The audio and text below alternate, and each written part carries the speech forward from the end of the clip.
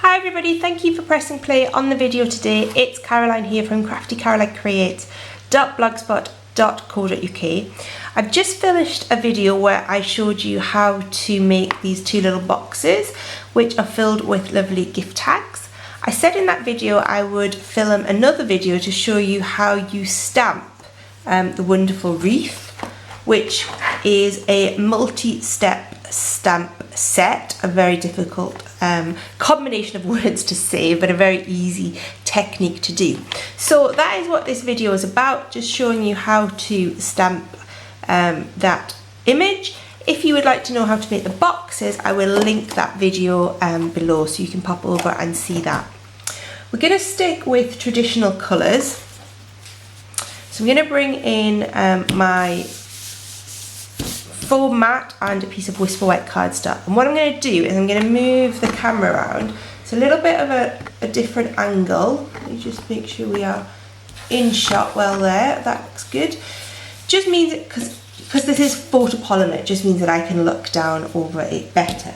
So the first thing we are going to do is mount up the largest of the stamps. So this is this one with all these leaves on, and you want to pick a lighter shade of green. So we're going to use Old Olive in this example. As I said, we'll stick to the traditional colours. And I've mounted that stamp on my clear block. Start by giving that a really good inking up. Now it is bigger than the ink pad, so you do need to sort of go back and forward quite a bit to make sure you get that really nicely inked up. That looks pretty good to me. You'll see the stamp has a little tab on the top. You want to keep that to the top wherever you are stamping, or the bottom, but whatever way you do, remember where that tab is, because you're going to line up subsequent tabs to the same point. So I'm just going to stamp that down initially, just like that.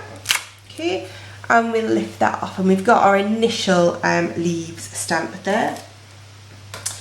Second thing to do is to mount up this stamp, which is the one with a few less leaves, and we're going to stamp that in a darker shade of green. So we're going to use Mossy Meadow, which is probably a darker shade of green if you exclude Always Artichoke, which is a bit more of a brown to my mind. So I have mounted that one up, again keeping the tab in the same direction. Ink that up. And what is going to happen here is you are actually going to stamp on top of some of the leaves you've just done. Feels a bit weird, but it does work. What I tend to do is use these two leaves here at the top, just below that tab, as my anchor point to these two leaves at the top here. Okay, you'll see those are the same size. And once I've looked through my photopolymer stamp set and lined those up, I can then twist it to make sure that I'm also lining up on top of the other leaves, and I think that's about it. So we'll just stamp that down. Might have missed a little bit. Lift that up, and you can see that that has then put that darker accent on very nicely. The last thing we are going to do is use this stamp, which is this little dotty one here, which is our berries. And you want to stamp this up obviously in a contrasting colour. I'm going to use Real Red. You could use any colour you wanted really. And the other one I use Night of Navy on the more contemporary coloured ones. So again, just then finding where that sort of looks good. And we press down. And there we've added, oh, excuse that, I rocked a little bit and I've put a little bit of an extra berry there where my tab was.